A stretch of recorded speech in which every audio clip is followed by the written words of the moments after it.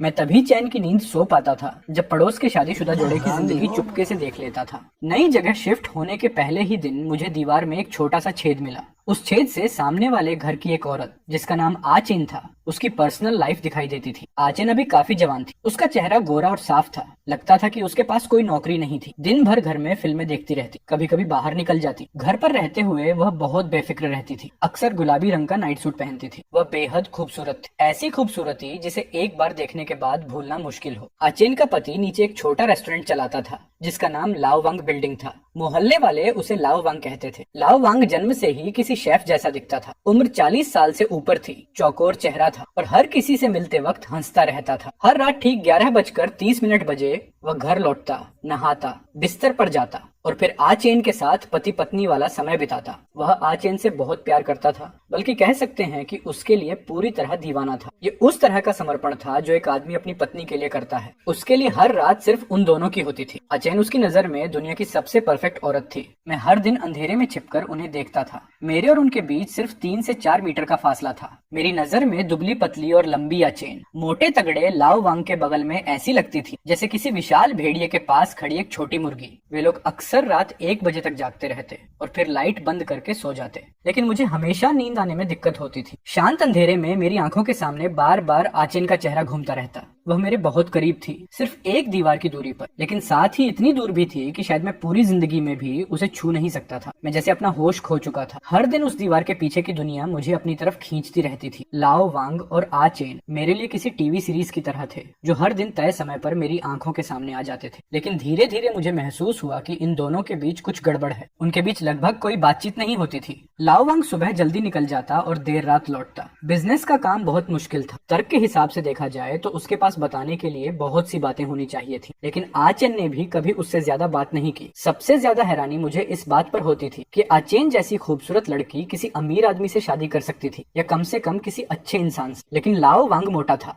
उसके शरीर से हमेशा तेल और खाने की गंध आती रहती थी। हर मामले में वह मुझसे कमतर था। ऊपर से देखने पर यह जोड़ा बहुत प्यार करने वाला लगता था, लेकिन उनके बीच असली भावनाएं नजर नहीं आती। मैं अक्सर सोचता था कि आखिर वह मोटा लाओ वांग इतनी सुंदर पत्नी से शादी करने में कामयाब कैसे हुआ, और अगर ऐसा है तो क्या मेरे पास भी कोई मौका हो सकता है। आज तक सब कुछ ऐसा ही था, लेकिन आज शाम सामने वाले घर से दरवाजा धीरे से बंद होने की आवाज आई। मैं इस आवाज के प्रति बहुत संवेदनशील था। आमतौर पर यह आवाज आधी रात में सुनाई देती थी, लेकिन अभी तो शाम के सिर्फ 5 बजे थे। मैं बेचैनी से दीवार के छेद के पास गया। जैसे ही मैंने झांका, मैंने देखा कि आचेन एक आदमी को गले लगाए हुए थी। उस आदमी ने शर्ट और शॉर्ट्स पहन रखे थे। तुमने काम छोड़ दिया, ये सच में अफसोस की बात है। मैंने तुम्हें ढूंढने में पूरा 1 साल लगा दिया था, आचेन बोली। अब मेरी शादी हो चुकी है, मैं वो काम नहीं करना चाहती। वह आदमी हंसने लगा। यकीन मानो, जब से तुमने काम छोड़ा है मैंने किसी और को नहीं ढूंढा। मुझे विश्वास नहीं है। आचेन ने नखरे करते हुए उसके कंधे पर हल्का सा मुक्का मारा। तो फिर तुम कैसे सह लेते हो? घुटन नहीं होती। 3 मिनट बाद उस आदमी ने अपनी जेब से 100 युआन के 3 नोट निकाले और तकिए के नीचे रख दिए। मैं भी नहीं चाहता कि तुम यह काम करो।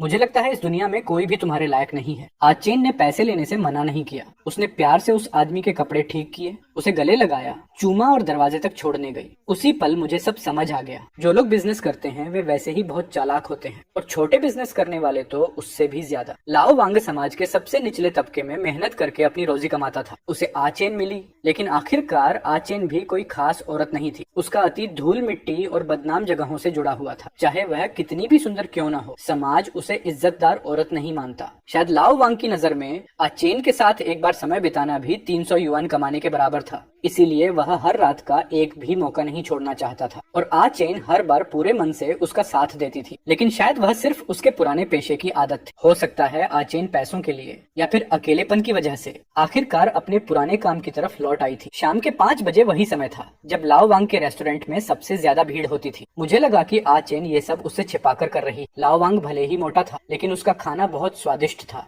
कीमतें भी काफी उचित थी। गरीब लोगों के इस इलाके में उसे एक ईमानदार दुकानदार माना जाता था। वह ऐसा इंसान था जो अपनी मेहनत से साफ सुथरा पैसा कमाने में विश्वास रखता था। ऐसा आदमी कभी बर्दाश्त नहीं करेगा कि उसकी पत्नी इस तरह खुद को पालने की कोशिश करे। आचेन की असली पहचान मेरे ऊपर ठंडे पानी की बाल्टी की तरह गिरी और मैं पूरी तरह जाग गया। वह निराशा वैसी ही थी जैसे अपनी पहली मासूम मासूम मोहब्बत को किसी नाइट क्लब के पिछले दरवाजे से बाहर निकलते देख लेना। मैंने पड़ोसियों में दिलचस्पी लेना पूरी तरह छोड़ दी। मैं अपनी पुरानी जिंदगी में वापस लौट आया। दिन में गेम की पावर लेवलिंग करता था और रात में वेब नॉवेल लिखता था। इसे मेरी करियर भी कहा जा सकता था। कुछ समय बाद मेरी मुलाकात गेम में एक लड़की से हुई। उसका अवतार बहुत प्यारा था, लेकिन उसकी स्किल्स बेहद खराब थी। महत्वपूर्ण समय पर वह हमेशा मर जाती थी। लोग उसे खराब याददाश्त और धीमे रिएक्शन के लिए डांटते थे। सच कहूँ तो मुझे भी टीम में बोझ बनने वाले खिलाड़ी पसंद नहीं थे, लेकिन मैं बूस्टिंग का काम करता था। जितने ज्यादा खराब खिलाड़ी होते मुझे उतना ज्यादा काम मिलता, इसलिए मैं हमेशा उसकी तरफदारी करता और उसे सांत्वना देता। एक बार उसके टीममेट्स ने उसे इतना बुरा भला कहा कि वह सीधे गेम छोड़कर निकल गई। उसके बाद उसने खुद मुझे फ्रेंड रिक्वेस्ट भेजी। फ्रेंड बनते ही उसने मुझे वीडियो कॉल कर दिया। स्क्रीन पर एक ऐसी लड़की दिखाई दी जो एक साथ बेहद प्यारी और बेचारी लग रही थी। उसका गोल मटोल चेहरा था और वह फूट फूट कर रो रही थी। मैंने उसे 6 युआन वाली एक कटोरी मसालेदार सूप खिलाई। उसके बाद हम धीरे धीरे और करीब आते गए। हर दिन हमारी बातें खत्म ही नहीं होती थी। उसे मेरी गरीबी से कोई दिक्कत नहीं थी और मुझे उसकी बेवकूफियों से। उसका नाम श्याओ युए था। ज्यादा समय नहीं बीता और हम दोनों प्यार में पड़ गए। उस दौरान मेरी दुनिया से आचेन का साया पूरी तरह गायब हो चुका था। मेरे और श्याओ युए के बीच का रिश्ता दिन ब दिन और गहरा होता गया। उसके साथ रहते हुए मैं बहुत खुश रहता था। मैंने सच में प्यार की खूबसूरती को महसूस किया। बस एक ही बात का अफसोस था, श्याओ युए बहुत ट्रेडिशनल लड़की थी। भले ही हम दोनों अकेले एक ही कमरे में रहते थे, मैं सिर्फ उसका हाथ ही पकड़ सकता था। वह चाहती थी कि सबसे खूबसूरत पल सुहागरात के लिए बचाकर रखा जाए, ताकि मैं एक पूरी तरह पवित्र पत्नी से शादी कर सकूं। मेरे दिल में थोड़ा अफसोस था, लेकिन उसे कहीं ज्यादा सम्मान। जब कभी बेचैनी बढ़ जाती, मैं फिर से दीवार के छेद से अचेन को देखने लगता। उसके पास ज्यादा ग्राहक नहीं आते थे, लेकिन हर तरह के लोग आते थे। सफेद बालों वाले बूढ़े भी और मुझसे भी कम उम्र के जवान लड़के भी। रेट हमेशा 300 युआन ही रहता था और वह सिर्फ कैश लेती थी। पहले वाला आदमी भी अक्सर आता था। आचेन सिर्फ उसी के साथ नरम और प्यार भरा व्यवहार करती थी। हिसाब लगाया जाए तो आचेन की कमाई मेरी दिन रात की मेहनत से भी ज्यादा थी। मुझे थोड़ी जलन होती थी और थोड़ी नफरत भी। एक और महीना गुजर गया।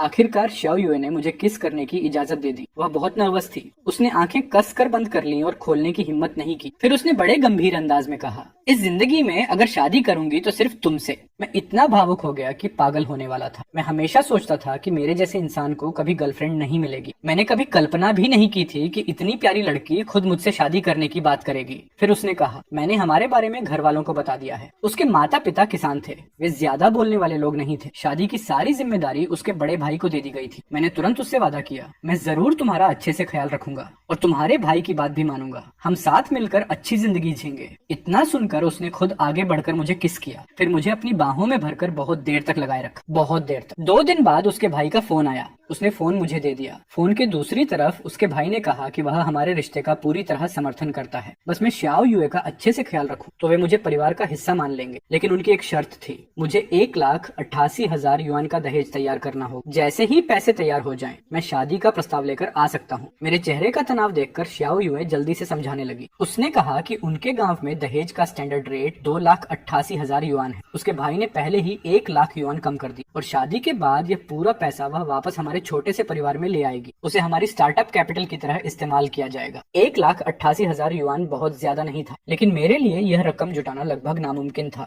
मेरे माता पिता की सेहत अच्छी नहीं थी। घर में कोई बचत भी नहीं थी। मैं उदास होकर अपने किराए के कमरे में लौट आया। कंप्यूटर के सामने काफी देर तक चुपचाप बैठा रहा। अब सर्दियां आ चुकी थी। दोपहर के समय भी कमरा हड्डियों तक ठंडा रहता था। तभी खट, सामने वाले घर का दरवाजा धीरे से बंद होने की आवाज फिर सुनाई दी। मेरा मन पहले से ही उलझा हुआ। मैं फिर दीवार के छेद के पास जाकर सुनने लगा। आचेन की आवाज आई, काफी समय से नहीं आए, क्या मुझे भूल गए थे? आदमी की आवाज आई, बिजनेस में थोड़ी समस्या चल रही थी। जैसे ही फ्री हुआ सबसे पहले तुम्हारे पास आ गया। फिर उसने पूछा, इन दिनों कोई दूसरा आदमी तो तुम्हारे पास नहीं आया था? आचेन अचानक ठिठक गई। उसने हाथ उठाकर आदमी को एक जोरदार थप्पड़ मार दी। फिर उसे जोर से धक्का दिया। तो तुम्हारी नजर में मैं अब भी वैसी ही लड़की हूँ, है ना? जाओ, आज के बाद कभी मुझे ढूंढने मत आना। नहीं, मेरा वो मतलब नहीं था। आदमी घबराकर सफाई देने लगा। फिर दौड़कर उसने आचेन को अपनी बाहों में भर लिया। मैं तुमसे बहुत प्यार करता हूँ। मुझे तुम्हारे अतीत की बिल्कुल परवाह नहीं है। सच कहूँ तो मुझे लगता है कि मैं तुम्हारे लायक ही नहीं हूँ। मैं बस हमेशा तुम्हारे साथ रहना चाहता हूँ। आचेन का दिल पिघल गया। उसने भी उसे गले लगा ली। मेरे मन में अजीब सी उथल पुथल होने लगी। मैं सोच रहा था कि इस वक्त नीचे रेस्टोरेंट में लाओ वांग ग्राहकों को बुला रहा होगा, गरीब ग्राहकों के सामने सिर झुकाकर मुस्कुरा रहा होगा, और उसी समय उसकी प्यारी पत्नी ऊपर किसी दूसरे आदमी की बाहों में थी। यह एहसास सच में बेहद जटिल था। जल्द ही दोनों शांत हो गए। आचेन उस आदमी की छाती से लगकर ऐसे खड़ी थी जैसे कोई छोटी लड़की नखरे कर रही। उसने धीरे से पूछा, पूछा,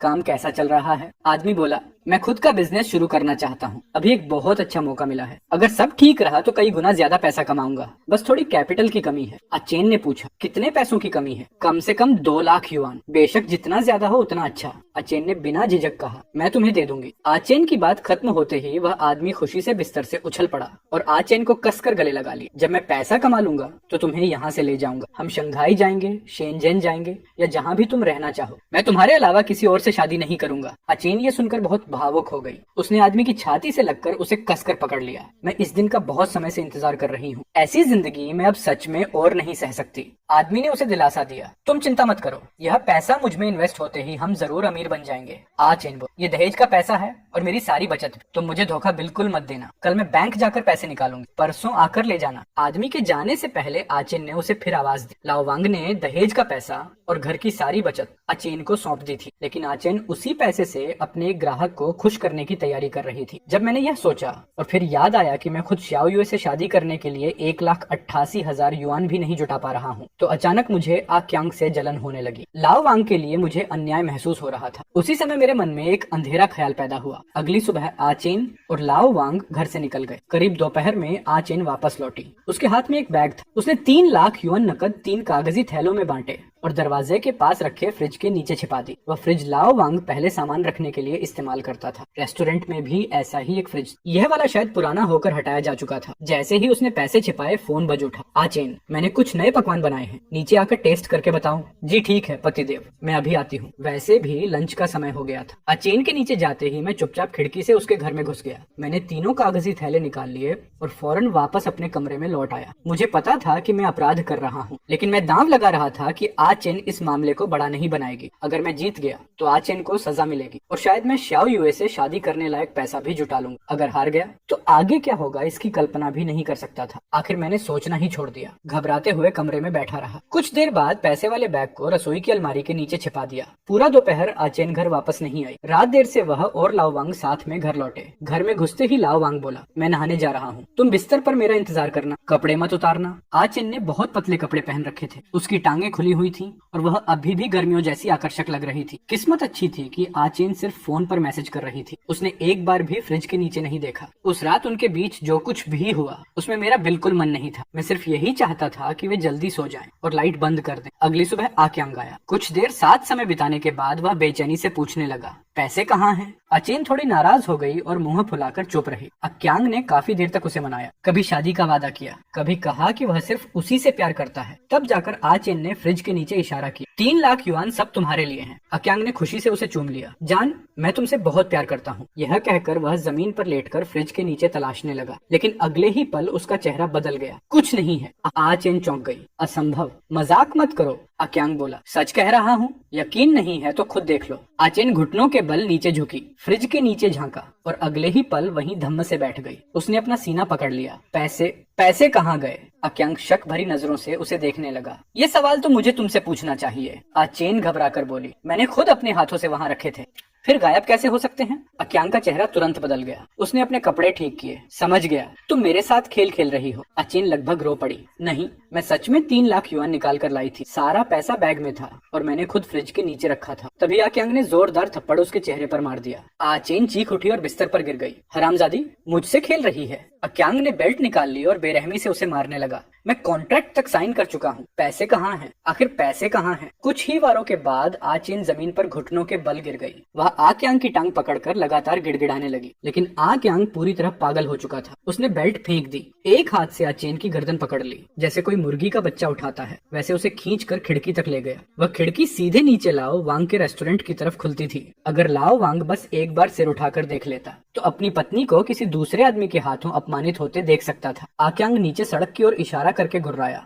अगर पैसा नहीं मिला तो मैं तेरी सारी कहानी इस पूरी गली में चिपका दूंगा। आक्यांग के जाने के बाद आचेन टूट चुकी थी। वह घिसटते हुए बिस्तर के पास पहुंची। उसकी आंखों से लगातार आंसू बह रहे थे। मुझे थोड़ा अपराध बोध महसूस हुआ। इतनी खूबसूरत औरत को उस हालत में देखकर किसी को भी दया आ जाती। आचेन ने एक सिगरेट जलाई, एक लंबा कश लिया अचानक उसकी आंखें बर्फ जैसी ठंडी हो गईं। फिर उसने किसी को फोन लगाया। पति जी, लगता है घर में चूहे आ गए हैं। पिछली बार जो चूहे मारने की दवा बनाई थी, क्या अभी भी रेस्टोरेंट में रखी है? थोड़ी घर ले आना, चूहों ने मुझे परेशान कर दिया है। और हाँ, थोड़ा ज्यादा ले आना। अचेन को चूहे मारने की दवा चाहिए थी, लेकिन साफ था कि उसका इरादा चूहों को मारने का नहीं था। वह आक्यांग को जहर देना चाहती थी। अगर सच में कोई हत्या हो जाती तो मैं भी इस मामले से बच नहीं पाता। डर ने तुरंत मुझे घेर लिया। कुछ ही मिनटों में लाओ वांग घर लौट आया। उसने कई परतों वाली प्लास्टिक में लिपटी एक कांच की बोतल आचेन को दी। फिर बार बार चेतावनी दी, ध्यान से रखना, यह चीज छूते ही इंसान मर सकता है। इसके बाद उसने कहा, चलो नीचे आकर खाना खा लो। आचेन खिड़की के पास गई, बाहर झांका और पक्का कर लिया कि लाओ वांग वापस रेस्टोरेंट में लौट चुका है। तब उसने फोन निकाला और आक्यांग को कॉल किया।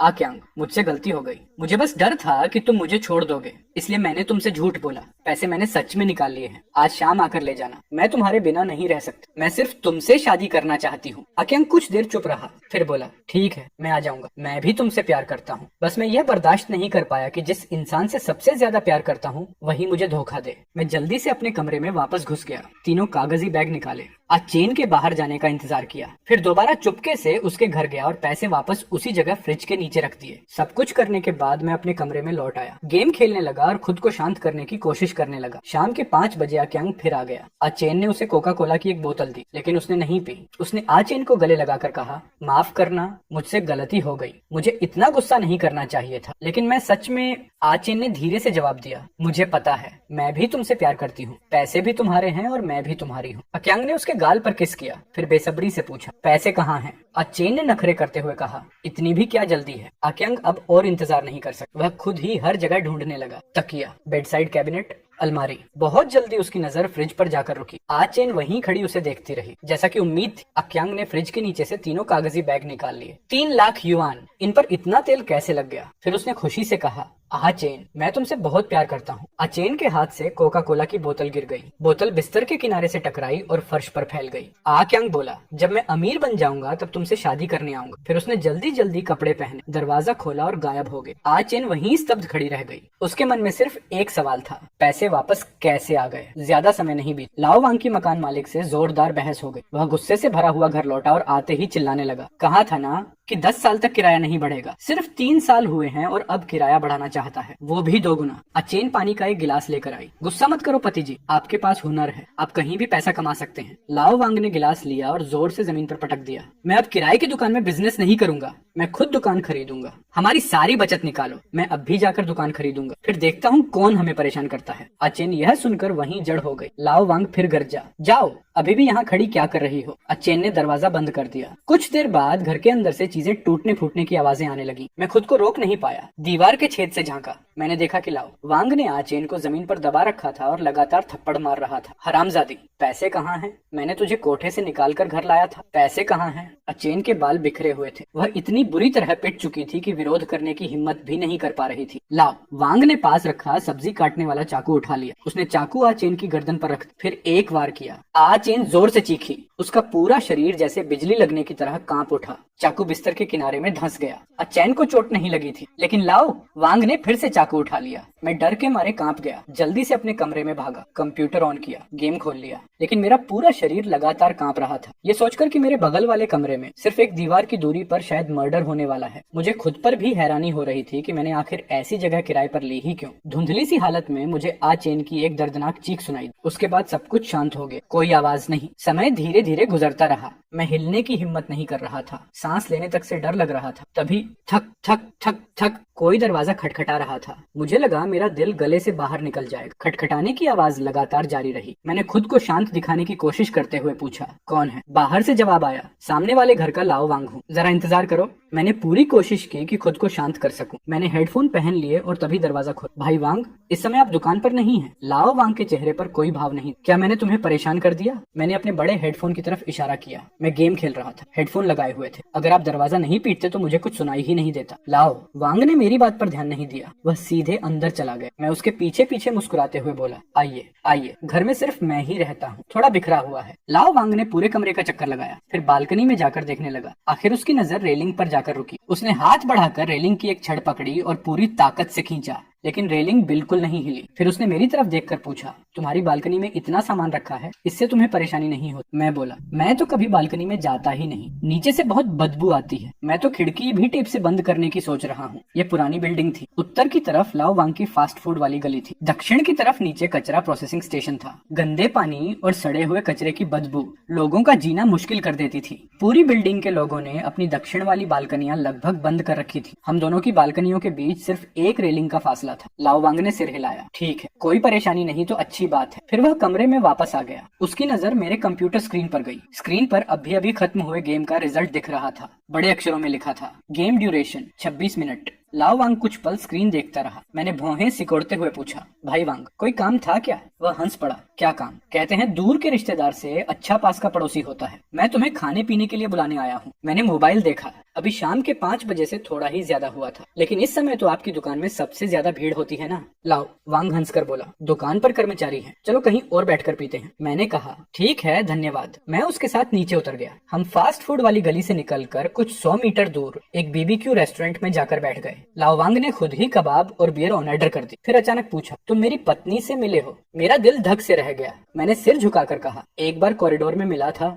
लाओ वांग ने मेरी तरफ देखे बिना पूछा, तुम्हें वो कैसी लगी? मैं बोला, बहुत खूबसूरत। भाभी सच में एक ब्यूटी है। यह सुनकर लाओ वांग हंस पड़ा। तुम्हें अजीब नहीं लगता? मेरे जैसे आदमी को इतनी खूबसूरत औरत कैसे मिल गई? मैं भी हंस पड़ा। इसमें अजीब क्या है? आपका बिजनेस है, कमाई है, हुनर है। आजकल खुद को पालने वाले लोग ही कितने हैं, पत्नी को भी पाल सकें ऐसे लोग तो और कम हैं। लाओ वांग मुस्कुराकर मुझे देखने लगा। और तुम घर में बैठकर सिर्फ गेम खेलते रहते हो, कोई ढंग की नौकरी नहीं ढूंढते? मैंने शांत रहने की कोशिश की। गेम खेलना ही मेरा काम है, आप नहीं समझेंगे। बहुत से लोगों के पास पैसा होता है लेकिन धैर्य नहीं, इसलिए वे मुझे पैसे देकर अपना अकाउंट लेवल अप करवाते हैं। लाओ वांग कुछ देर सोचता रहा, फिर बोला, मतलब जैसे मुझे खाना बनाना नहीं आता हो और मैं किसी शेफ को घर बुला लूं। मैंने सिर हिलाया। कुछ वैसा ही। धीरे धीरे उसकी बातें सामान्य होने लगी। उसका मूड भी शांत हो गया। मैंने मन ही मन राहत की सांस ली। कम से कम फिलहाल मैं सुरक्षित था। शराब चढ़ने के बाद लाओ वांग शिकायतें करने लगा। उसने कहा कि मकान मालिक बहुत घटिया इंसान है, जानबूझकर किराया बढ़ाकर उसे दुकान छोड़ने पर मजबूर कर रहा है। यहाँ तक कि उसने उसके कर्मचारियों को भी बहकाकर उसका हॉटपॉट बिजनेस छीनने की कोशिश। मैंने पूछा,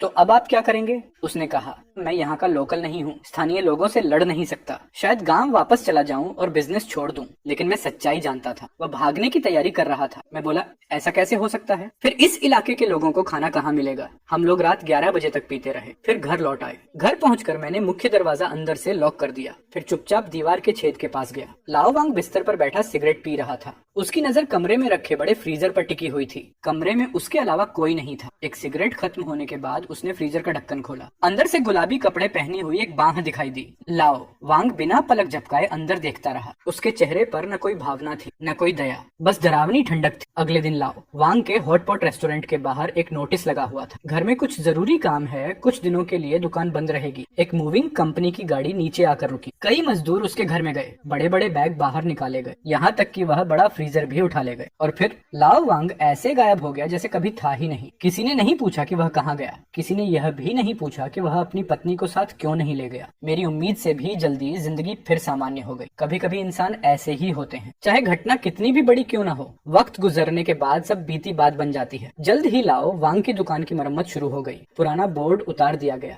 निर्माण का मलबा हटा दिया गया, कुछ पटाखे फोड़े गए और एक नया स्पाइसी हॉटपॉट रेस्टोरेंट आधिकारिक रूप से खुल गया। उधर श्याओ युए लगातार मुझ पर शादी का दबाव डाल रही थी। वह पहले जैसी समझदार और सहानुभूतिपूर्ण नहीं रही थी। उसे अच्छी तरह पता था कि मेरे पास 1,88,000 युआन का दहेज नहीं है। फिर भी वह बार बार कहती रही कि मैं किसी से उधार लेकर उसके भाई को पैसे दे दूं। मैं अपने किराए के कमरे के बारे में सोचता था, उस बदबूदार नाले के बारे में सोचता था जो चारों तरफ फैला हुआ था। सोचता था कि एक इंसान की जान भी आखिर सिर्फ एक पल में खत्म हो जाती है और प्यार व शादी भी कभी कभी 300 युआन के एक सौदे से ज्यादा की कीमत नहीं रखते। अचानक मुझे महसूस हुआ कि प्यार आखिरकार सिर्फ पैसे और विश्वासघात का दूसरा नाम है। इसलिए मैंने श्याओ युए से ब्रेकअप कर लिया। वह गुस्से से आग बबूला हो गई। हम दोनों के बीच जोरदार झगड़ा हुआ। उसने मुझे घटिया इंसान कहा और फिर जोर से दरवाजा पटक कर चली गई। ये मेरी जिंदगी का पहला ब्रेकअप था, लेकिन मैंने कभी भी श्याओ युए को चोट नहीं पहुंचाई थी। वह अब भी किसी और से शादी कर सकती थी। कम से कम यही सोचकर मुझे थोड़ी तसल्ली मिलती थी। मैं पूरे एक हफ्ते तक उलझन में जीता रहा, लेकिन मुझे बिल्कुल उम्मीद नहीं थी कि श्याओ युए खुद मुझसे संपर्क करेगी। उसने मुझसे माफी मांगी, कहा कि वह नासमझ थी, उसे हमारे रिश्ते की कदर करनी नहीं आई।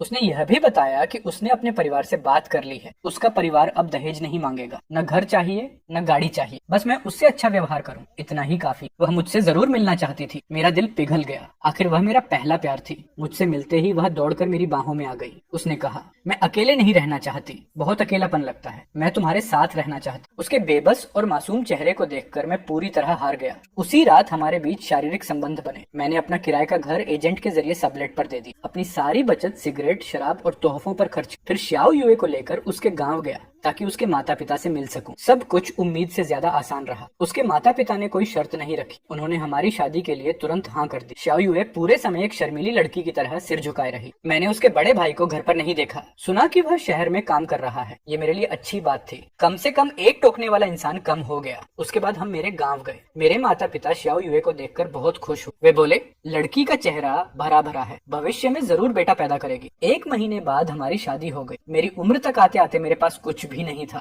लेकिन प्यार के मामले में मेरी किस्मत चमक गई थी। शादी की दावत, लोगों की शुभकामनाएं और खुशी के माहौल में मैं पुरानी गली को भूल गया, लाओ वांग को भूल गया और उस फ्रीजर में पड़े गुलाबी कपड़े वाले हाथ को भी भूल गया। मुझे बस इतना याद था कि उसका नाम आ चेन था और उसका अतीत कुछ खास अच्छा नहीं था। श्याओ युए के लिए मैंने मेहनत से पैसा कमाना शुरू कर दिया। हम दोनों एक दूसरे शहर चले गए। मैंने नीचे से शुरुआत की और रियल एस्टेट सेल्स की नौकरी पकड़ ली। पता नहीं यह श्याओ युए की किस्मत थी या मेरी। मैंने नौकरी ज्वाइन किए ज्यादा समय भी नहीं हुआ था कि हमारे इलाके में एक अच्छे स्कूल का प्रोजेक्ट अप्रूव्ड हो गया। हमारा प्रोजेक्ट गर्म पकौड़ों की तरह बिकने लगा और मुझे भी अच्छी कमाई होने लगी। कुछ ही समय बाद श्याओ युए गर्भवती हो गई। चेकअप में डॉक्टर ने बताया कि जुड़वां बच्चे हैं। वह मेरी जिंदगी का सबसे खुशहाल समय था। किराए के घर से अपना घर, शहर के बाहरी इलाके से शहर के केंद्र तक, 2 लोगों की दुनिया से 4 लोगों का परिवार। मुझे लगता था कि पिछले जन्म में मैंने जरूर बहुत अच्छे काम किए होंगे, तभी भगवान ने मुझ पर इतनी मेहरबानी की थी, मुझे ये सब खूबसूरत चीजें दी थी। हमारा रिश्ता हमेशा बहुत अच्छा रहा। मैं बाहर जाकर पैसा कमाता था। श्याओ युए घर पर बच्चों की देखभाल करती थी। मैं अपने दोस्तों से अक्सर मजाक में कहता था, इतनी अच्छी पत्नी मुझे गेम खेलते खेलते मिली है। बस सपने देखने की हिम्मत होनी चाहिए। पावर लेवलिंग करने वालों की भी लव स्टोरी होती। पलक झपकते ही हमारे दोनों बेटे 8 साल के हो गए और मेरी व श्याओ युए की शादी को भी पूरे 10 साल हो चुके थे। इस खुशी के मौके को यादगार बनाने के लिए और श्याओ युए के लिए अपना प्यार जताने के लिए मैंने पूरे परिवार को घुमाने ले जाने का फैसला किया। मैंने कई जगहें चुनी, लेकिन दोनों बेटों ने एक भी जगह पसंद नहीं की। पता नहीं उन्होंने कहाँ कोई वीडियो देख लिया था। वे जिद करने लगे कि उन्हें दक्षिण पश्चिम के पहाड़ी इलाके के एक छोटे से कस्बे में जाना है। वीडियो में पहाड़ की ढलान पर बना एक होमस्टे दिखाया गया था। वातावरण बहुत सुंदर था। ऑनलाइन कमेंट्स में लोग लिख रहे थे कि होमस्टे का मालिक पहाड़ के नीचे एक स्पेशलिटी रेस्टोरेंट भी चलाता है जहां लोकल फूड मिलता है और वह इंटरनेट पर काफी फेमस रेस्टोरेंट था। श्याओ युए ने कहा, अगर बच्चे जाना चाहते हैं तो मैं भी जाना चाहती। जब उसने ऐसा कहा तो मेरे पास मना करने की कोई वजह नहीं थी। वैसे भी बड़े शहर की जिंदगी से मैं थोड़ा ऊब चुका था। किसी छोटे और शांत स्थान पर जाना बुरा नहीं था, इसलिए मैंने तुरंत ट्रेन की टिकट बुक कर दी और होमस्टे में आंगन वाला एक कमरा भी बुक कर ली। यात्रा पूरे 10 घंटे की थी। दोनों बच्चे पूरे रास्ते एक्साइटेड रहे। मैं और श्याओ युए बारी बारी से आराम करते रहे, साथ ही बच्चों पर नजर भी रखते रहे ताकि वे कहीं भाग न जाएं। लेकिन जैसे ही हम थके हुए शरीर लेकर उस रेस्टोरेंट के अंदर दाखिल हुए, मैंने कैश काउंटर पर बैठी महिला को देखा। वह आ चेन थी, लेकिन आ चेन तो मर चुकी थी ना। सालों पहले दबी हुई यादें अचानक जाग उठी। पुरानी गली, लोहे की रेलिंग, फ्रीजर के अंदर गुलाबी कपड़े पहना हुआ हाथ और लाओ वांग की वह निगाह जिसमें मुझे मारकर मुंह बंद कर देने की मंशा झलकती थी। पूरा 10 साल बीत चुका था, फिर भी मैं नहीं जानता था कि सिर्फ एक नजर में मैंने उसे कैसे पहचान लिया। उसके लंबे बाल, उसकी त्वचा, उसकी चाल, सब कुछ जैसे किसी पुरानी फिल्म की तरह मेरी यादों में साफ साफ उभर आया। एक वेटर श्याओ युए और बच्चों को सीट तक ले गया, लेकिन मैं अब भी वहीं जड़ होकर खड़ा था। उसी समय आ चेन की नजर भी मुझ पर पड़ी। मैंने अनजाने में सिर झुका लिया, मुड़ा और वहां से निकलने की कोशिश की, लेकिन पीछे खड़े एक आदमी की छाती से टकरा गया। अरे तुम हो? मैंने सिर उठाकर देखा। वह लाओ वांग था और वह मुस्कुरा रहा था। फिर उसने जोर से आवाज लगाई, अरे पत्नी, जरा बाहर आओ। अचेन आवाज सुनकर बाहर आई। उसने हैरानी से पूछा, क्या हुआ? कौन है? मैंने तुरंत अपने भाव संभाले, चेहरे पर हैरानी भरी मुस्कान लाई। पता नहीं क्यों, लेकिन यह मुलाकात मुझे बहुत अजीब लग रही थी। मैं मुस्कुराकर बोला, भाई वांग, भाभी, तो यह रेस्टोरेंट आप दोनों का है? क्या गजब का संयोग है। यह जानने के बाद कि मैं अपनी पत्नी और बच्चों के साथ आया हूँ, अचेन ने तुरंत हमारे लिए अच्छे व्यू वाला एक प्राइवेट रूम अरेंज कर दिया। इस अचानक हुई मुलाकात से श्याओ युए थोड़ी असहज हो गई। अचेन ने खुद को बहुत अच्छे से मेंटेन कर रखा था। उसकी त्वचा अब भी सफेद और मुलायम थी, जबकि श्याओ युए को देखते ही पता चल जाता था कि वह एक गृहिणी है। लाओ वांग बहुत उत्साहित था। उसने पूरे टेबल पर तरह तरह के खाने मंगवा दिए। रेस्टोरेंट के सिग्नेचर डिशेस भी थे, स्थानीय स्पेशल फूड भी था, यहाँ तक कि बच्चों के पसंदीदा डेजर्ट भी मंगवा दिए। 3 राउंड शराब पीने के बाद लाओ वांग ने आराम से बातें करनी शुरू की। उसने बताया कि पुरानी गली छोड़ने के बाद वह अपने गांव लौट गया था, लेकिन वहाँ जिंदगी आसान नहीं थी। आखिरकार वह आ चेन को लेकर इस छोटे कस्बे में आ गया और फिर सब कुछ दोबारा शुरू किया, ठीक वैसे ही जैसे 10 साल पहले। हमने जाम टकराकर शुभकामनाएं दी, लेकिन हम दोनों के बीच एक अदृश्य दूरी बनी रही। खाने की मेज पर आचेन भी कभी कभी 1-2 बातें बोल देती थी। उसके चेहरे पर हमेशा हल्की झिझक रहती थी। जब वह लाओ वांग की तरफ देखती, उसकी आंखों में कोमलता भरी होती, और जब वह श्याओ युए को बच्चों की देखभाल करते देखती, उसकी आंखों में ईर्ष्या नहीं बल्कि प्रशंसा होती। जब उसे पता चला कि मैं पहाड़ के ऊपर वाले होमस्टे में ठहरा हूँ, तो लाओ वांग ने हाथ झटकते हुए कहा, भाई जितने दिन चाहो रहो, सारा खर्चा मेरे खाते में डाल देना। यहाँ घूमने आए हो, खाने पीने और रहने की चिंता मत करो।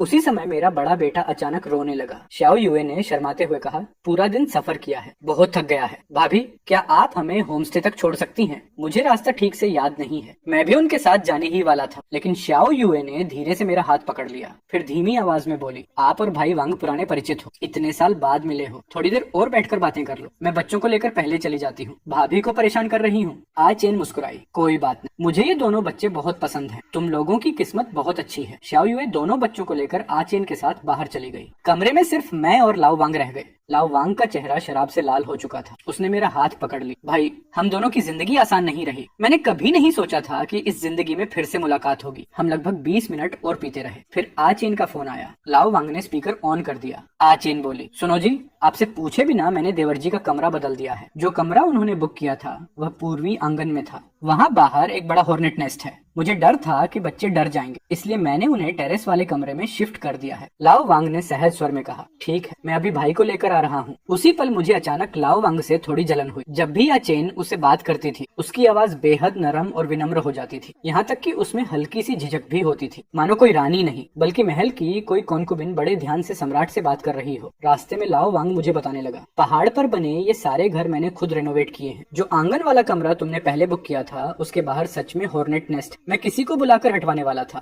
मैं कुछ कहता उससे पहले वह फिर बोला, उत्तर वाला आंगन ज्यादा शांत, बस वहाँ तक पहुँचने के लिए थोड़ा ऊपर चढ़ना पड़ता है। मैं तुम्हें वहाँ छोड़ देता हूँ, साथ ही पहाड़ की हवा में थोड़ा नशा भी उतर जाएगा। टेरेस वाला कमरा एक पुराना पारंपरिक घर था। नीली टाइलों की छत, लकड़ी के बरामदे, पहाड़ की ढलान से सटा हुआ और सामने एक छोटा सा सुंदर आंगन। जब हम आंगन के गेट से कुछ दर्जन मीटर दूर थे, अचेन हमारी तरफ आती दिखाई दी। वह बोली, भाभी और बच्चे सो चुके हैं, फिक्र मत कीजिए। लाओ वांग मुस्कुराकर सिर हिलाया, फिर मेरी तरफ देखकर बोला, भाई तुम अंदर चले जाओ, मैं और तुम्हारी भाभी नीचे वापस जा रहे हैं। यह कहकर उसने आ चेन का हाथ पकड़ लिया और दोनों पहाड़ से नीचे उतरने लगे। कुछ कदम चलने के बाद लाओ वांग फिर मुड़ा, अरे हाँ, बच्चों को पीछे की तरफ मत जाने देना, वहाँ चट्टान है, सुरक्षित नहीं है। पहाड़ी हवा सीटी जैसी आवाज करती हुई बह रही थी। मैं उनकी दूर जाती परछाइयों को देखता रहा। मेरे दिल में एक अजीब सा एहसास उठ रहा था। अब यह पूरी तरह साफ था, आचेन मरी नहीं थी, तो फिर सिर्फ एक ही संभावना बचती थी। उस साल लाओ वांग को लगा होगा कि उसने आचेन को मार दिया है, लेकिन असल में वह बच गई थी। बाद में किसी कारण दोनों फिर साथ आ गए और इस छोटे कस्बे में आकर नई जिंदगी शुरू कर दी। श्याओ युए बच्चों को सुलाकर लौटी। मुझे देखते ही धीरे से बोली,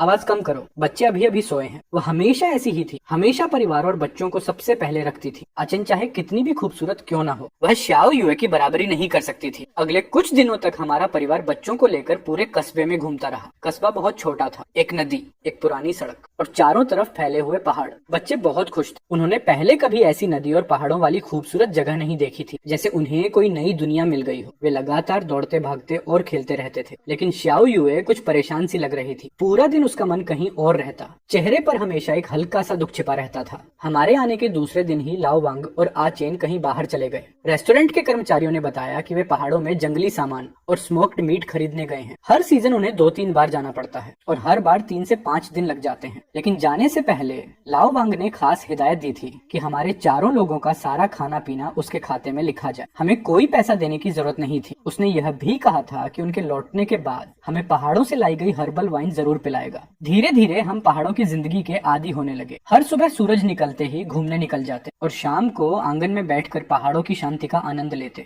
लेकिन एक अजीब बात थी, शायद हम शहर की जिंदगी के आदी हो चुके थे, क्योंकि पहाड़ों में रहते रहते हमें लगातार सिर दर्द और थकान महसूस होने लगी। पूरा दिन उनींदापन छाया रहता। मैंने धुंधली आंखों से धीरे धीरे आंखें खोली। पूरा शरीर दर्द से टूट रहा था। मेरे सामने दो धुंधली परछाइयां खड़ी थी। मैंने सिर झटककर ध्यान से देखा, तब जाकर पहचान पाया वे लाओ वांग और आ चेन थे। मैंने उठने की कोशिश की, लेकिन जैसे ही हाथ पैरों में ताकत लगाई, पूरा शरीर संतुलन खोकर नीचे गिर पड़ा। तभी मुझे एहसास हुआ मैं कुर्सी से बंधा हुआ था। रस्सियां मेरी त्वचा में धंस चुकी थी। हड्डियों तक दर्द पहुंच रहा था। धीरे धीरे मेरी नजर साफ होने लगी। लाओ वांग और आ चेन बिना किसी भाव के खड़े थे। एक मुझे देख रहा था, दूसरा मेरे बगल के कोने की तरफ। मैंने भी उनकी नजर का पीछा किया और देखा शाओयुए भी एक कुर्सी से बंधी हुई थी। वह बिल्कुल चुप थी। कोई संघर्ष, कोई विरोध नहीं। मेरा दिल बैठ गया। मुझे तुरंत बच्चों की चिंता होने लगी। उसी समय आ चेन बोली, बच्चे बगल वाले कमरे में सो रहे हैं, थोड़ी देर बाद उन्हें पहले चट्टान से नीचे फेंक देंगे। मैं चीख पड़ा, क्या तुम लोग क्या करना चाहते हो? मुझे छोड़ दो। मैंने पूरी ताकत से रस्सियां तोड़ने की कोशिश की, लेकिन कोई फायदा नहीं हुआ। आ चेन शांत स्वर में बोली, अंधेरा होने का इंतजार करो। पहले दोनों बच्चों को चट्टान से नीचे फेंकेंगे, फिर तुम दोनों को दूसरी तरफ से धक्का दे देंगे। लोग बस यही सोचेंगे कि बच्चे खेलते खेलते गिर गए और माता पिता उन्हें ढूंढते हुए खुद भी गिर पड़े। फिर उसने घड़ी देखी, बस 1 घंटा और। मैं समझ गया, वे मजाक नहीं कर रहे थे। लाओ वांग की आंखें बिल्कुल वैसी ही थीं जैसी 10 साल पहले थी, जब वह मुझे परखने आया था। मैं उनकी तरफ चिल्लाया, मैं तुम्हारे मकान में रहता था, हर दिन तुम्हारी दुकान में खाना खाता था। अगर मैं मर गया तो क्या तुम्हें लगता है तुम बच जाओगे? लाओ वांग ठंडी हंसी हंसा, कोई बात नहीं, इस समय हम दोनों पहाड़ों में जंगल का सामान खरीद रहे हैं। अगर किसी को शक भी हुआ तो हमारे पास अलबी है। और वैसे भी ये दाईशान निवास होमस्टे का गेस्ट रूम ही नहीं है, किसे पता होगा कि तुम लोग यहाँ रुके थे। अचानक मुझे वह फोन कॉल याद आई, जब आ चेन ने लाओ वांग को फोन किया था। अब सब समझ में आ गया। उसी ने जानबूझकर हमारा कमरा बदलकर दाईशान निवास में करवाया था। पिछले कई दिनों से जो अजीब अजीब बातें मुझे खटक रही थी, वे सब एक साथ दिमाग में जुड़ गई। अचेन ने हमें जानबूझकर होमस्टे और बाकी मेहमानों से दूर रखा था, लेकिन यह जगह चट्टान के बहुत पास थी। वे दोनों 10 साल से ज्यादा समय से पति पत्नी थे और 10 साल पहले लगभग हत्या भी कर चुके थे। फिर अचेन लाओ वांग से इतनी औपचारिक भाषा में क्यों बात कर रही थी? अब समझ आया,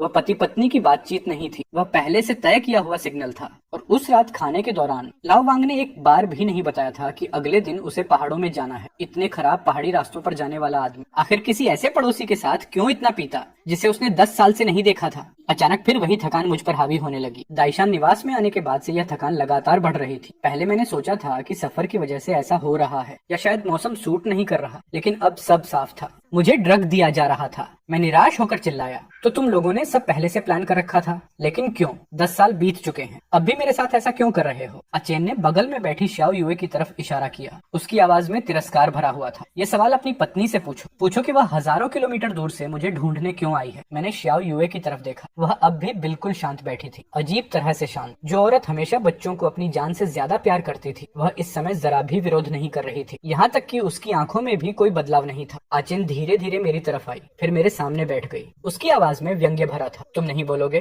तो मैं ही तुम्हारे पति को सब बता देती हूँ। फिर उसने मुझे ऊपर से नीचे तक देखा। लगता है इन सालों में तुम्हारी जिंदगी काफी अच्छी रही है ना? तुम सही कह रहे हो, 10 साल बीत चुके हैं, फिर भी तुम लोग हमारे पीछे क्यों पड़े हो? चैन से जीना इतना मुश्किल था क्या? मैं लगातार सिर हिलाने लगा। घबराकर बोला, तुम लोग गलत समझ रहे हो, हम यहाँ सिर्फ घूमने आए हैं। मेरे बेटे ने वीडियो देखकर इस जगह को पसंद किया था। उसे तुम्हारा होमस्टे और हॉटपॉट रेस्टोरेंट अच्छा लगा। ये सच में सिर्फ एक संयोग है। अचेन ठंडी हंसी हंस, सच में? इतना बड़ा संयोग? फिर उसने मेरी आंखों में देखते हुए कहा, तो क्या तुम्हारा और तुम्हारी पत्नी का साथ होना भी सिर्फ एक संयोग है? मेरा पूरा शरीर कांप उठा। मैं गुस्से से चिल्लाया, तुम्हारा मतलब क्या है? मैं तुम्हें उसे बदनाम करने की इजाजत नहीं दूंगा। अचेन हल्का सा मुस्कुराई, अच्छा शायद। फिर वह उठकर लाओ वांग के पास चली गई और मेरी तरफ एक चमकदार मुस्कान फेंकी, लेकिन उसकी मुस्कान में तिरस्कार, नीचा दिखाने वाला भाव और यहाँ तक कि थोड़ी दया भी भरी हुई थी। तुम्हारी पत्नी की पहले से शादी हो चुकी थी, उसका एक आदमी था, दोनों बचपन से साथ थे, साथ में शहर में मजदूरी करने आए थे, लेकिन दोनों ज्यादा पढ़े लिखे नहीं थे, अच्छी नौकरी नहीं मिली, पैसे भी नहीं कमा पाए, तो दोनों ने अपना अपना काम बांट लिया। तुम्हारी पत्नी ऑनलाइन गेम खेलने वालों को फंसाने की जिम्मेदारी संभालती थी, मासूम लड़की बनकर शादी का सपना दिखाती और शगुन के पैसे ठगती थी। दूसरा आदमी उसका भाई बनकर सामने आता और शादी की सारी बातें संभालता था। तुमसे पहले भी उन्होंने कई बेवकूफ लोगों को ठगा था। झूठ बोल रही हो, मैंने बीच में टोक दिया। शियाओ युए के हुक्कों में साफ लिखा है कि उसकी शादी नहीं हुई, उसका भाई दूसरी जगह काम करता है और उसने कभी दहेज की जिद भी नहीं की। आ चेन ने तिरस्कार भरी नजर से देखा। अच्छा, फिर अचानक उसे दहेज की जरूरत क्यों नहीं रही? और वो इतनी खुशी खुशी तुमसे शादी करने को क्यों तैयार हो गई? अगर 10 साल पहले कोई मुझसे ये सवाल पूछता तो मैं बिना झिझक कहता कि क्योंकि हम सच में एक दूसरे से प्यार करते थे। लेकिन इस वक्त मेरे पास कोई जवाब नहीं था। 10 साल पहले शियाओ यूए शुरुआत में बहुत जल्दी में थी। वो लगातार मुझे अपने भाई के लिए शगुन के पैसे देने को कह रही थी। लेकिन जब मैंने ब्रेकअप का फैसला किया, सिर्फ एक हफ्ते के अंदर उसका रवैया 180 डिग्री बदल गया। उसे कुछ नहीं चाहिए था, बस मुझसे शादी करनी थी। हमने उसके गांव में शादी भी नहीं की, यहाँ तक कि पिछले 8 सालों में हम उसके मायके भी बहुत कम गए। और वो भाई जो दूसरी जगह काम करता था, उससे भी मैं कभी नहीं मिला। शियाओ यूए हमेशा कहती थी, मैंने तुमसे शादी की है, अब मैं तुम्हारे घर की हूँ। त्योहारों पर तो जाहिर है मैं तुम्हारे साथ ही घर जाऊंगी। उसके माता पिता से भी वो सिर्फ कभी कभार वीडियो कॉल पर बात करती थी। आचेन ने देखा कि मैं चुप हूँ तो आगे बोली, तुम्हारी पत्नी और वो आदमी गाँव में शादी कर चुके थे, बस कानूनी रजिस्ट्रेशन नहीं हुआ था। मुझे लगता है तुम उसके गाँव बहुत कम गए होंगे, वरना गाँव वाले कब के बता देते कि वो पहले से किसी की औरत रह चुकी। मैं गुस्से में बोला, अगर वो पहले किसी की राह भी चुकी है तब भी तुम जैसी औरत से लाख गुना बेहतर है, जो हजारों लाखों मर्दों के हाथों से गुजर चुकी है। आचेन का चेहरा तुरंत अंधेरा पड़ गया,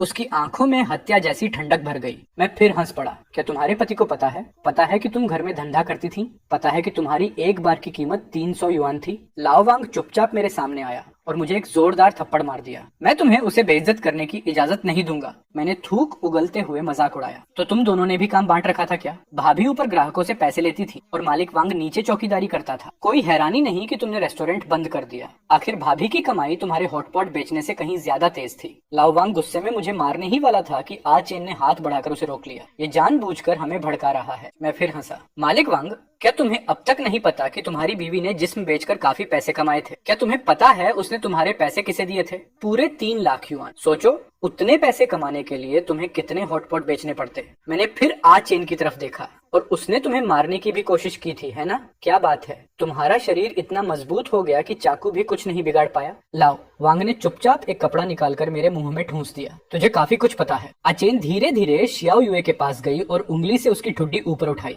उस दिन तुम घुमा फिरा कर मुझसे इतने सवाल पूछ रही थी, आज मैं तुम्हें सच बता देती हूँ। तुम्हारे आक्यंग ने सब कुछ कबूल कर लिया था। उसने कहा था कि तुम बिस्तर पर लकड़ी के लट्ठे जैसी होती हो, चाहे तुम कितने भी गेमर्स के साथ सो जाओ, उसे कोई फर्क नहीं पड़ता। फिर वो मर गया, बिस्तर के नीचे मरा और बाद में उसे फ्रीजर में छिपा दिया गया। उसी पल शियाओ यूए की आंखें लाल हो गईं। बड़े बड़े आंसू उसके गालों पर बहने लगे। मुझे यकीन नहीं हो रहा था कि आचेन जिस आक्यंग का जिक्र कर रही थी वही शख्स था जिसे शियाओ यूए हमेशा अपना भाई बताती थी। चाहे मैं लाख बार यकीन न करना चाहूँ, 10 साल पहले की सारी बातें फिर से मेरी आंखों के सामने आने लगी। अब मैं सब समझ गया था। जब मकान मालिक ने अचानक किराया बढ़ा दिया तो लाओ वांग गुस्से में घर लौटा और आचेन से दुकान खरीदने के लिए पैसे निकालने को कहा। लेकिन जब उसे पता चला कि पैसे गायब हैं, तो दोनों के बीच भयंकर झगड़ा हुआ। गुस्से में लाओ वांग ने सब्जी काटने वाला चाकू उठाकर आचेन पर वार किया, लेकिन वार कहीं और जा लगा। उसी समय उसे पता चला कि बिस्तर के नीचे एक आदमी छिपा हुआ है। लाओ वांग कोई बेवकूफ नहीं था। वह तुरंत समझ गया कि आचेन ने उसे धोखा दिया है और बिस्तर के नीचे छिपा आदमी शायद उन 3 लाख युआन के गायब होने से भी जुड़ा हुआ था। गुस्से में उसका दिमाग फिर गया और उसने एक ही वार में उस आदमी को मार डाला।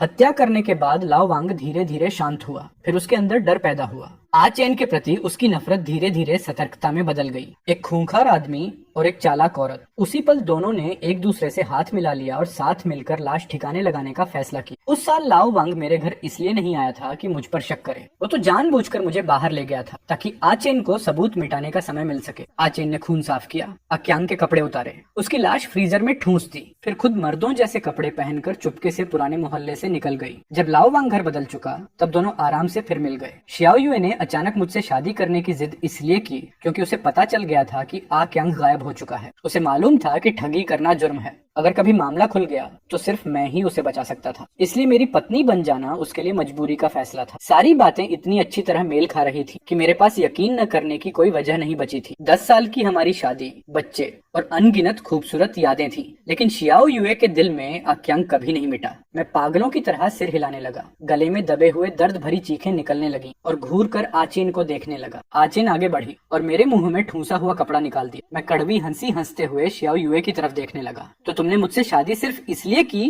क्योंकि आक्यांग गायब हो गया था? शियाओ यूए की आंखें आंसुओं से भर गईं। माफ कर दो, मेरा दिल जैसे चाकू से कट गया। उस दिन खाने के वक्त तुमने जानबूझकर बच्चे को रुलाया था, फिर बहाना बनाकर आचेन से खुद को होम स्टे छोड़ने के लिए कहा था, सिर्फ इसलिए कि तुम उससे अकेले में आक्यांग के बारे में पूछ सको। शियाओ यूए ने चुपचाप सिर हिला दिया। बच्चों का यहाँ घूमने आने की जिद करना भी तुम्हारा ही आइडिया था? शियाओ यूए कुछ नहीं बोली। मैं दांत पीसते हुए चिल्लाया, तुमने हमारे बेटों को मरवा दिया। शियाओ यूए पूरी तरह टूट गई और जोर जोर से रोने लगी। मैं सिर्फ सिर्फ उसके बारे में जानना चाहती थी। मुझे पहले ही शक था कि वो मर चुका है। मुझे पता था कि ये औरत जिम्मेदार है, लेकिन मुझे कैसे पता होता कि वो। अचेन ने ठंडी आवाज में बात काट दी। तुम्हारे आक्यांग ने मुझसे 3 लाख युआन ठगे थे। मैं उसका पीछा कर रही थी। मैंने अपनी आंखों से देखा था कि उसने सारे पैसे तुम्हें दे दी। फिर तुम दोनों होटल गए और जश्न मनाया, लेकिन उसे फिर भी संतोष नहीं हुआ। वो बार बार मुझे ब्लैकमेल करता रहा। वो पहले से ही मरने लायक था। अगर लाओ वांग उसे नहीं मारता तो भी मैं जल्दी या देर से उसे जहर देकर मार देती। लाओ वांग ने आ चेन की बात काट दी। अब वक्त आ गया है कि तुम्हारे पूरे परिवार को विदा कर दिया जाए। मैं पूरी तरह घबरा गया। मैंने जल्दी जल्दी लाओ वांग के सामने सिर पटकना शुरू कर दिया। मेरे दोनों बेटों को छोड़ दो, मैं मर सकता हूँ, मैं खुदकुशी कर लूंगा, अपने हाथ गंदे मत करो। लाओ वांग ने ठंडी हंसी हंसी फिर आ चेन की तरफ देखकर बोला, मेरे नसीब में बेटा नहीं लिखा था, इसलिए मैं तुम्हारी भावना नहीं समझ सकता। मैं पहले दोनों बच्चों को चट्टान से नीचे फेंक कर आता हूँ, फिर लौटकर तुम दोनों को निपटाऊंगा। तुम यहाँ निगरानी रखना। इतना कहकर लाओ वांग कमरे से बाहर चला गया। आज चेन ने सिगरेट जलाई और व्यंग्य से हंस पड़ी। गला फाड़कर भी चिल्लाओगे तो कोई नहीं सुनेगा। यहाँ से उस खाई तक पैदल पहुँचने में आधा घंटा लगता है। अभी रो रहे हो, ये बहुत जल्दी है। बाद में जब सच में रोने की बारी आएगी शायद तब आंसू भी न निकले। मेरा चेहरा बदल गया। मैंने आचेन की तरफ देखा। लाओ वांग अभी भी पहले की तरह हर रात तुमसे इतना प्यार करता है ना? अचेन थोड़ी देर के लिए चुप रह गई। मैंने मौका देखकर कहा, क्या तुम्हें डर नहीं लगता कि वो एक दिन फिर तुम्हें मार देगा? अगर तुम मर जाओ तो इस दुनिया में कोई नहीं बचेगा जो जानता हो कि उसने किसी को मारा था। आज उसकी इतनी प्रॉपर्टी है कि चाहे तो 18 साल की लड़की से शादी कर सकता है, और वो जानता है कि तुम्हारा और आक्यांग का अफेयर था। लेकिन क्या उसे पता है कि उस समय घर में तुम क्या क्या करती थी? क्या उसे पता है कि आक्यांग के अलावा तुम और कितने मर्दों के साथ थी? तब सिर्फ एक आक्यांग की वजह से वो तुम्हें मारना चाहता था। अब तुम 40 साल की हो चुकी हो, बूढ़ी हो रही हो। तुम्हें क्या लगता है उसे अब भी तुम्हारी जरूरत है? अगर उसे तुम्हारी जरूरत नहीं रही तो क्या वो तुम्हें जिंदा छोड़ेगा? मैंने गहरी सांस ली और कहा, सच बताऊं, जिस दिन से मैं तुम लोगों से मिला हूँ उसी दिन से सावधान था। मैंने 10 साल पहले की सारी घटनाएं और पिछले कुछ दिनों में जो कुछ हुआ सब इंटरनेट पर लिख दिया है और पोस्ट को शेड्यूल्ड पब्लिश पर सेट कर दिया है। अगर मैं मर गया तो तुम और लाओ वांग दोनों बच नहीं पाओगे। तुम इतने सालों से भागती फिर रही हो, दिन रात उस आदमी के साथ रह रही हो जिसने कभी तुम्हें मारने की कोशिश की थी, सिर्फ जिंदा रहने के लिए, है ना?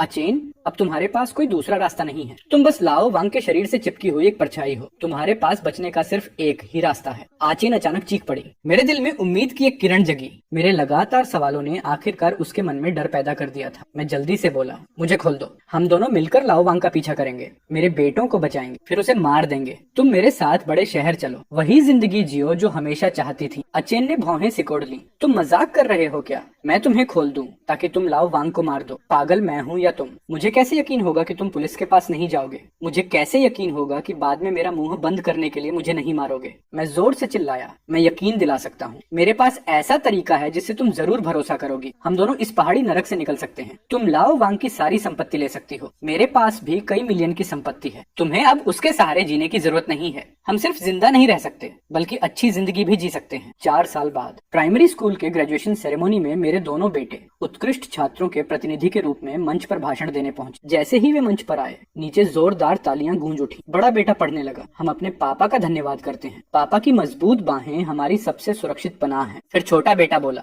हम अपनी माँ का धन्यवाद करते हैं। माँ की प्यारी मुस्कान हमारी सबसे खुशहाल मंजिल है। बाकी पेरेंट्स हमें ईर्ष्या और प्रशंसा भरी नजरों से देख रहे थे। कार्यक्रम खत्म होते ही दोनों बेटे दौड़ते हुए मेरी तरफ आए। एक बाईं तरफ और एक दाईं तरफ से मुझसे लिपट गए। मैं मुस्कुराकर बोला, तो आज अपना वादा निभाओगे ना? बड़ा बेटा मेरे पास खड़ी औरत की तरफ देखकर अपने छोटे भाई का हाथ पकड़ते हुए बोला, आंटी आचेन, आज से मैं और मेरा भाई आपको क्या बुलाएंगे? आचेन की आंखें भर आईं। उसने आंसू पोंछते हुए दोनों की तारीफ की। तुम दोनों बहुत अच्छे बच्चे हो, जाओ अब आगे वाले एक्टिविटीज में हिस्सा लो। आचेन ने मेरा हाथ पकड़ रखा था। अपना सिर हल्के से मेरे कंधे पर टिकाकर नखरे करते हुए बोली, सच बताओ, तुम्हें मेरी पुरानी बातें बिल्कुल बुरी नहीं लगती? मैंने उसके सिर पर हल्के से थपकी दी। ऐसा कैसे हो सकता है? उस साल जब मैंने पहली बार दीवार के छेद से तुम्हें चोरी छिपे देखा था, तभी से मैं तुम्हारे मोह में पड़ गया था। आचेन ने मुझे कसकर गले लगा लिया। पति आपका धन्यवाद। अगर मैं आपके साथ कानूनी तौर पर शादी रजिस्टर कर पाऊँ तो। मैंने दूर आसमान की तरफ देखा। वो दिन जरूर आएगा, बस अभी बहुत जल्दी है। मेरी आंखों के सामने फिर धुंध छा गई। 4 साल बीत चुके थे, लेकिन उस दिन के दृश्य आज भी मेरी आंखों के सामने साफ घूम जाते थे। मैंने आचेन से कहा कि मुझे शियाओ युए के सामने ले चले। उसने मेरे हाथों की रस्सियां खोल दी। हम दोनों ने लाओ वांग का पीछा किया, जो मेरे दोनों बेटों को कंधे पर उठाए जा रहा था। बच्चे बच गए।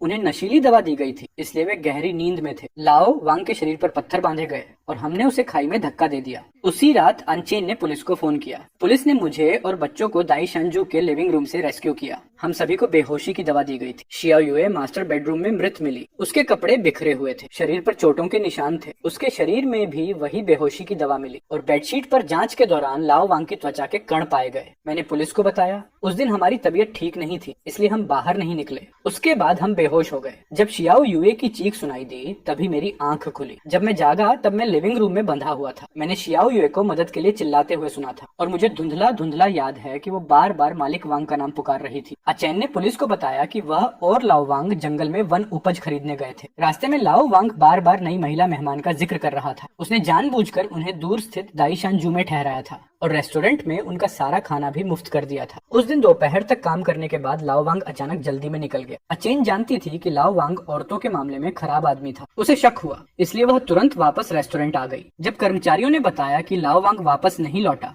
तो वह उन्हें साथ लेकर दाईशानजू पहुंची। वहां पहुंचकर उन्होंने देखा कि शियाओ युए मर चुकी थी। उसके बाद से लाओ वांग गायब हो गया। उसे वांटेड लिस्ट में डाल दिया गया। होमस्टे में ठहरी महिला मेहमान के साथ बलात्कार और हत्या का आरोपी बनते ही वह स्थानीय खबरों की सुर्खियां बन गया। उसके बाद बड़े हॉटपॉट रेस्टोरेंट में कोई ग्राहक नहीं आया। पहाड़ों वाला होमस्टे भी पूरी तरह खाली हो गया। आचेन ने अपनी सारी संपत्ति बेच दी और उस छोटे से कस्बे को छोड़कर चली गई। मैंने आचेन से कहा, मैं हमेशा तुमसे प्यार करता रहूंगा। आचेन ने एक मोहक मुस्कान दी। मैं भी। बस 16 साल और इंतजार करो, फिर मैं वो वीडियो डिलीट कर दूंगी और हम साफ सुथरी जिंदगी जी पाएंगे। मैंने उसे कसकर गले लगा लिया और उसके कान में फुसफुसाया, मैं तुमसे इसलिए प्यार नहीं करता कि तुम्हारे पास वो वीडियो है जिसमें मैं शियाओ युए का गला दबा रहा हूँ। मैं सच में तुमसे प्यार करता हूँ। अचेन ने भी मुझे कसकर गले लगाया और मेरे कान में धीरे से कहा, मुझे पता था तुम जरूर कोई ऐसा तरीका ढूंढ लोगे जिससे मैं तुम पर भरोसा कर सकूं।